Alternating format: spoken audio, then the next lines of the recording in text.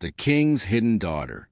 Once upon a time, in a faraway kingdom surrounded by golden hills and rivers that sang softly to wind, there lived a young princess named Amara. She was the only daughter of King Baraka, a kind and wise ruler whose name was known even beyond his borders. The king loved Amara deeply. She was the light of his heart and the joy of the palace.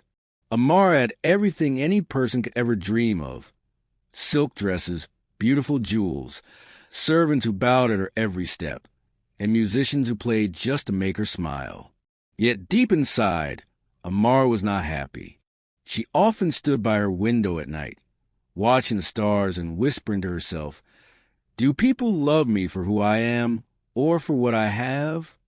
Whenever she went out to the market or to royal gatherings, people treated her like a fragile glass.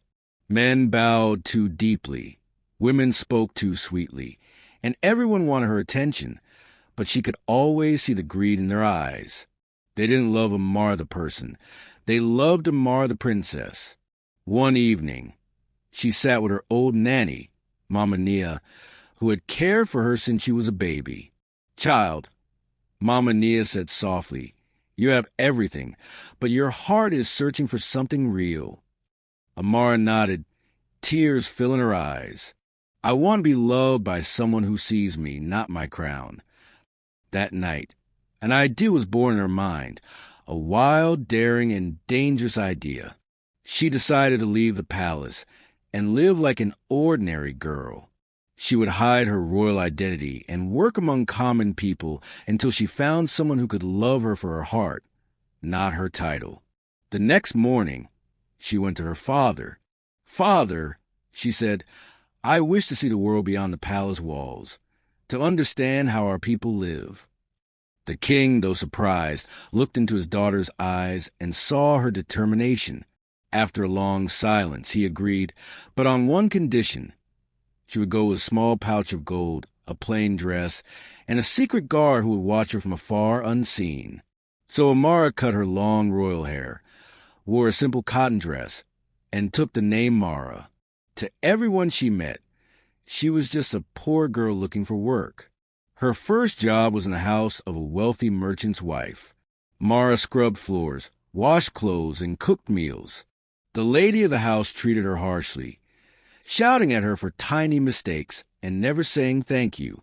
Mara endured it all quietly, learning how it felt to live without privilege.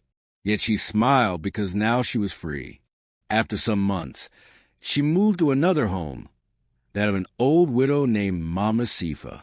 Mama Sifa was kind and treated her like her own daughter.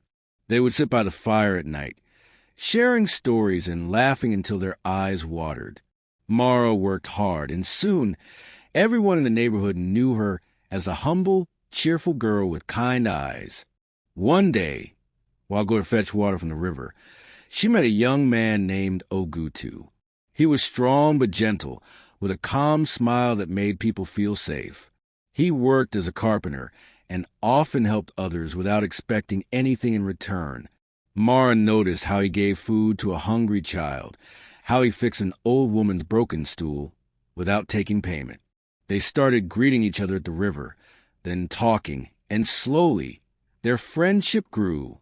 Ogutu admired her for her simplicity and hard-working nature, not knowing she was a princess.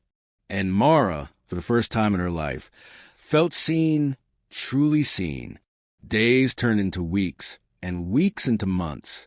Their friendship blossomed into love. But even as she loved him, Mara carried a heavy fear inside her. What if he finds out who I really am? Will he still love me?